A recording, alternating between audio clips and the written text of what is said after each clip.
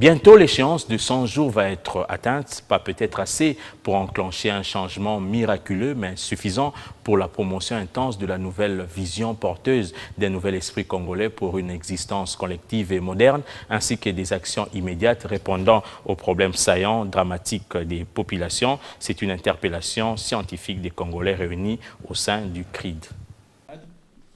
Session démopédique de février du Centre républicain Ishango pour le développement et la démocratie CRID sur le nouveau régime et les défis des contradictions de la démocratie libérale. Les scientifiques et intellectuels congolais tablent sur une synergie d'intelligence transformationnelle. L'homme congolais doit être réinventé. Il faut un nouvel être individuel et collectif caractérisé par l'intériorisation et la pratique dans toute la société et à tous les niveaux des valeurs cardinales.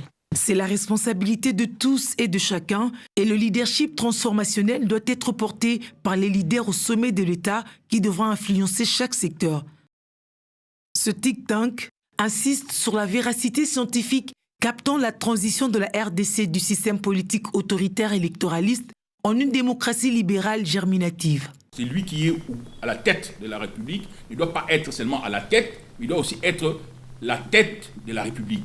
Quand on cherche l'esprit du Congo, l'esprit du Congo, il est où? Il est à l'UNITIN, il est à la cathédrale. L'esprit, l'âme du Congo est où? Les leaders qui sont au sommet de l'État, c'est eux qui impulsent cette mutation. C'est les leaders qui doivent insuffler des valeurs nouvelles, qui doivent parler à l'âme du peuple pour lui donner les nouvelles valeurs, les nouveaux principes, les nouvelles manières d'être.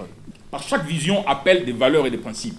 Vous ne pouvez pas avoir une vision, une destinée, sans insuffler aux citoyens les nouvelles valeurs et les principes qui vont réguler les comportements pour qu'on puisse cheminer ensemble là-bas.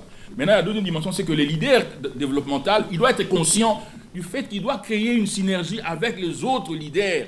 À la lumière de Samuel Huntington, CRID interpelle: si la population ne jouit pas concrètement des retombées de la démocratie libérale et si celle-ci se limite à poser des figures différentes aux manettes de l'État, les élections, aussi crédibles soient-elles, l'alternance célébrée ne seront que des machinations politiciennes pour s'alterner aux mielleuses mamelles des institutions. Outre des rencontres avec la presse, les membres de ce cercle scientifique envisagent aussi des rencontres directes avec les différentes couches de la société.